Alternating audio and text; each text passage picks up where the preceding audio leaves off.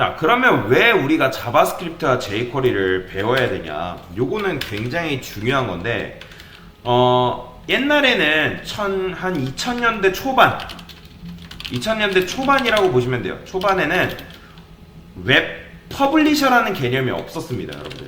웹 퍼블리셔라는 개념이 언제 등장하게 됐냐면 2000년 후반에 등장한 개념이라고 알고 있거든요. 후반인가? 중후반에 등장한 개념.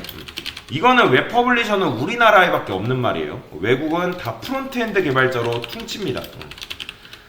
프론트엔드 개발자로 이제 외국은 다 퉁치는데, 근데 우리나라는 웹 디자이너랑 그리고 프론트엔드 개발자랑 뭐랄까 분리시키기 위해서, 그러니까 명확하게 직종을 표현하기 위해서 요 직군을 새롭게 만들었어요. 게다가 우리나라 사람이 만든 말이에요. 웹 퍼블리셔라는 말은. 그래서 과거에 웹사이트 웹 1.0 시대라고 하죠. 웹 1.0 시대, 여러분들이 요거는 이제 면접에서도 등장하는 질문인데, 웹 1.0 시대는 말 그대로 웹사이트가 뭐냐면 읽을 줄만 아는, 그냥 말 그대로 텍스트만 있었던 그 시대라고 보시면 되는데, 한 1900년 후반, 1990년도. 여러분 참고로 인터넷이 들어온 지 얼마 안 됐어요. 우리나라에 인터넷 들어온 지도 얼마 안 됐고 웹사이트가 도입된 지도 얼마 안 됐습니다. 굉장히 역사가 짧아요. 그래서 이제 1990년대 후반에는 거의 웹사이트가 뭐냐면 그냥 읽기 전용이라 보시면 돼요. 읽기 전용. 그쵸. 뭔가 동작을 하긴 했죠. 근데 이제 뭐 로그인을 한다거나 뭐 그런 기능조차도 없었어요. 그때는 어떤 걸로 코딩이 가능했냐면 HTML과 CSS로만으로 해도 코딩이 충분했어요. 왜냐면 동적인 효과를 줄 필요가 없었으니까. 왜냐면 그냥 읽는 것만 했으면 웹사이트 운용이 가능했기 때문에. 그래서 웹 디자이너가 뭐를 했냐? 웹 디자인뿐만 아니라 HTML과 CS 코딩을 같이 했다. 실제로 지금 40, 50대 분들, 과거에 웹 디자인 경험이 있었던 분, 지금은 현 아마 한 40대 초반, 그런 분들은 이 HTML, CSS 코딩을 다 경험한 세대예요. 웹 디자이너 중에는. 아마 30대 지금 웹 디자이너 중에서도 HTML과 CSS 코딩을 하고 있는 분들도 굉장히 많습니다. 그래서 이제 요거를 이제 보통 은어로 뭐라고 하냐면 디블리셔라고 하거든요. 회사 가면 들을 텐데, 디블리셔라는 거는 디자인 플러스 퍼블리싱까지 같이 하는 직종이라기보다는 은어예요. 은어. 이 IT 직군에서 말하는, 웹 IT 직군에서 말하는 은어입니다. 디자인이랑 퍼블리싱을 같이 하는 사람을. 그러면 여러분 생각을 해보세요. 나는 퍼블리셔로 들어갔고 아니면 디자인으로 들어갔는데 코딩까지 하고 아니면 디자인까지 하는 게 좋은 걸까요? 아니에요. 절대 좋은 게 아닙니다. 간혹 이 디블리셔를 시키는 직종은 대부분이 중소기업이에요. 중소기업. 뭐 중소기업이 나쁘다고 말하는 건 아니고 인원이 적다 보니까 어쩔 수 없이 여러분들한테 시켜요. 조금 규모가 있는 데는 디자인 팀이 따로 있습니다. 웹 기획팀이 따로 있고요. 그 다음에 웹 디자인 팀이 따로 있어요. 그리고 당연히 퍼블리셔 팀도 있겠죠. 다 팀별로 다 있는 게 정상이에요. 그게 원래 정상인데, 규모가 작은 회사, 뭐 중소기업이라든지 아니면 스타트업 같은 경우에는 여러분들이 디자인이랑 퍼블리싱까지 같이 하는 경우가 발생을 합니다. 그러면 이제 저는 포토샵이랑 일러스트 배웠는데요. 그러면 그거 필요 없는 건가요? 사실 여러분들이 퍼블리셔로만 가면 필요가 없어요. 안 씁니다. 근데 내가 만약에 이 디블리셔를 같이 하는 데를 갔다? 그러면 같이 해요. 그렇다고 돈을 많이 주냐? 그것도 아니에요. 그래서 여러분들이 취업할 때 잘 골라서 가셔야 됩니다. 그래서 이제 웹 디자인하고 웹 디자인이랑 HTML, CS 코딩을 같이 했는데, 웹 2.0 시대입니다. 지금 이제 우리는 웹 2.0과 웹 3.0 시대의 가운데 있어요. 가운데. 지금 이제 웹 3.0 시대가 도래했다고 하는데, 얘는 이제 뭐 거의 메타버스 비슷한 이제 그런 거라 보시면 돼요. 요새 웹사이트로 뭐예요, 여러분들?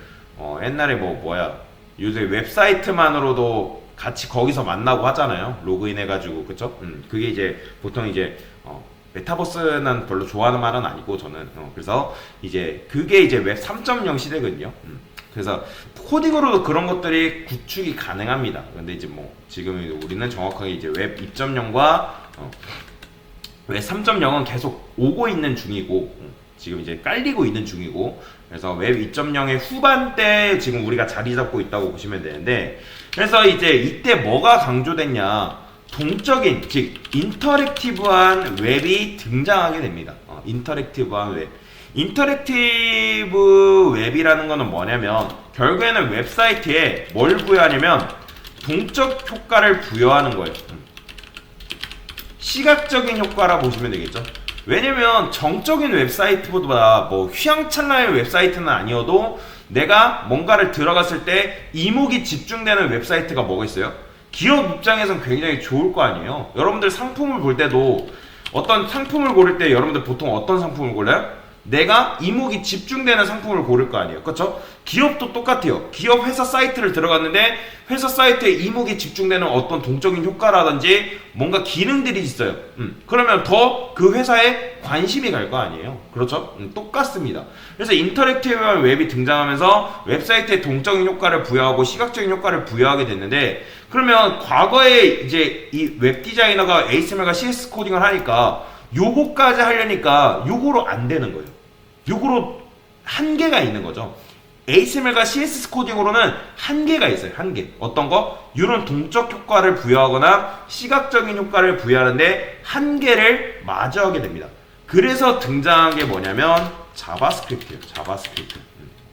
자바스크립트라는 게 참고로 자바랑 자바스크립트랑은 별개의 언어입니다. 같다고 생각하시면 안 돼요. 자바스크립트를 여러분들 자바라고 부르시면 큰일 납니다. 자스라고 부르셔야 돼요. 자스. 그래서 자바스크립트라고 있는데, 이 자바스크립트를 통해서 뭘 하게 됐냐면 동적 효과를 부여하기 시작했다. 시각적인 효과를 부여했다. 뭐 자바스크립트가 뭐 그것만 하는 거는 아니에요. 여러분들이 나중에 배우겠지만 HTML과 CSS의 한계가 뭐였죠? 얘 같은 경우는 뭐 형제 선택자, 뭐 자식 선택자, 그게 끝이잖아요. 그렇죠? 뭐 부모를 선택하거나 조상을 선택하거나 뭐 아니면 그 위의 단계를 선택하거나 그게 다 불가능합니다. 근데 자바스크립트는 그게 될까요? 돼요. 네. 그 기능이 있습니다. 그래서 자바스크립트 코딩을 굉장히 중요시 생각을 하고요. 그래서 예를 들어서 우리가 예전에 스타벅스 홈페이지 여러분들 만들었잖아요. 요거 하나만 간단하게 보여드리면, 스타벅스 같은 경우도 이렇게 이제 보면 이렇게 나오는 거, 뭐 사실 이렇게 나오는 것도 뭐 HTML, CSS로 가능한데 대부분 자바스크립트로 이렇게 구현이 됐고요. 그 다음에 이런 식으로 나오는 것도 자바스크립트 구현이 되어 있습니다. 요것도 이렇게 나오는 거. 그러니까 이렇게 그냥 있는 거, 글귀가 이렇게 있는 것보다 어떤 게 좀 더 나아요? 옆으로 오는 게 시각적인 효과를 부여하면서 동적인 효과가 있는 게 우리 눈에 집중하기가 좋다는 거죠. 그렇죠? 글귀가 이렇게 오네? 그래서 이런 식으로, 이런 것도 하나의 자바스크립트 효과라고 보시면 되고요. 그 다음에 F12 눌렀을 때 요 메뉴 클릭하면 이렇게 나오는 거, 이런 거 있죠? 그 다음에 뭐 이거는 뭐 XP 돌아가는 거는 CSS로 가능하고, 이런 식으로 메뉴가 이렇게 지금 나오잖아요. 이거 다 자바스크립트로 만든 거예요. 자바스크립트 코딩으로 만든 거다. 이런 걸 이제 보통 아코디언 메뉴라고 하는데, 그래서 요거를 코딩을 HTML, CSS로 할 수 있냐? 할 수는 있죠. 근데 굉장히 힘듭니다. 비추하는 방법이 비효율적이에요. 그래서 자바스크립트를 배워야 되는데, 근데 이제 여러분들이 생 자바스크립트를 배우면 제가 이걸 나중에도 설명을 드릴 건데, 생 자바스크립트의 문법이 굉장히 어렵습니다. 그러니까 문법이 굉장히 어렵다기보다는 문법이 굉장히 길어요. 길기 때문에 그래서 우리가 배우는 게 뭐냐면 jQuery입니다. jQuery. 이 jQuery는 뭐냐면 자바스크립트를 좀 더 편하게 쓸 수 있는 라이브러리라고 보시면 돼요. 이 jQuery가 프로그래밍 언어 아닙니다. 헷갈리지 마세요. 요거는 자바스크립트를 편하게 쓸 수 있도록 하는 라이브러리로 보시면 돼요. 자바스크립트 라이브러리다. 우리 CSS 라이브러리 뭐 있어요? 우리 배운 것 중에 테일윈드 배웠죠? 그거랑 비슷하다고 보시면 돼요. 그거랑. 그거 테일윈드도 존재하는 이유가 뭐예요? CSS를 좀 더 편하게 쓰기 위해 존재하는 것처럼 이 jQuery 또한 자바스크립트를 좀 더 편하게 쓰기 위해서. 왜요? 얘는 문법이 굉장히 길어요. 근데 jQuery를 쓰게 되면 문법을 굉장히 짧고 간결하게 쓸 수가 있습니다. 그리고 처음 배우시는 분들이 조금 부담 없이 배울 수가 있어요. 접근하기가 편하다. 접근성이 굉장히 높습니다. 그리고 사실 이제 팩트를 말하자면 jQuery의 빈도가 조금씩 줄어들고 있습니다. 그럼에도 왜 여러분들한테 jQuery를 말씀을 드리냐? 현재 만들어져 있는 웹사이트의 거의 7-80% 이상이 아직도 jQuery로 남아있어요. 왜 jQuery를 알려드려요? 그러면 여러분들 회사 가면, 여러분들 신입으로 가면 프로젝트에 바로 투입될 것 같나요? 아니에요. 여러분들 회사 들어가면 제일 먼저 하는 건 기존에 만들어져 있는 웹사이트 유지보수부터 시킵니다. 회사에서. 그러면 유지보수를 하려면 유지보수 되어 있는 회사 사이트의 프로그래밍 언어는 거의 대부분 뭘로 되어 있다? 자바스크립트인데 자바스크립트 중에 jQuery로 되어 있는 게 굉장히 많다는 거예요. 이해되시나요? 뭔 말인지?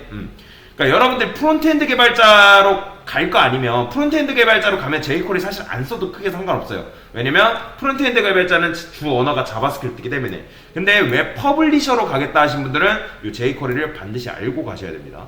왜냐면 우대사항에 나중에 여러분들 구직란 맞나요? 구직란?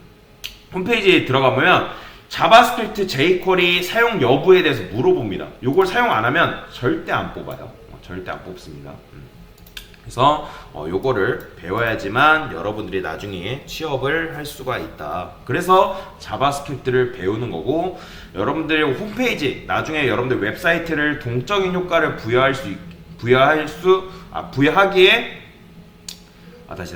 동적인 효과를 부여하려면 요거를 해야지만 여러분들 웹사이트에 동적인 효과를 부여할 수 있겠죠? 그렇죠? 그래야지 포트폴리오가 좀 더 다채로워질 거 아니에요. 왜냐면 면접관이 여러분들 코드를 보는 게 아니라 만들어진 웹사이트를 본단 말이에요. 그러면 기능이 어떻게 작동되는지 사실 면접관이 크게 보는 건 아니고 이목이 집중이 되냐. 그러니까 고객의 입장으로 본다는 거죠. 고객이 내 웹사이트를 사용한다 했을 때 그냥 대충 그냥 화려한 게 중요한 게 아니라 눈에 시선이 집중이 가느냐가 중요한 거예요. 그리고 그거를 내가 그 고객 입장에서 내가 이런 웹사이트를 만들었을 때 고객이 이 컨텐츠를 쓸 수 있을까? 라는 것까지 고민을 할 수 있어야 돼요. 사실 그거는 기획 부분에서 해야 되는 거고, 근데 여러분들 웹 포폴을 만들려면 어쩔 수 없이 기획까지 여러분들 해야 돼요.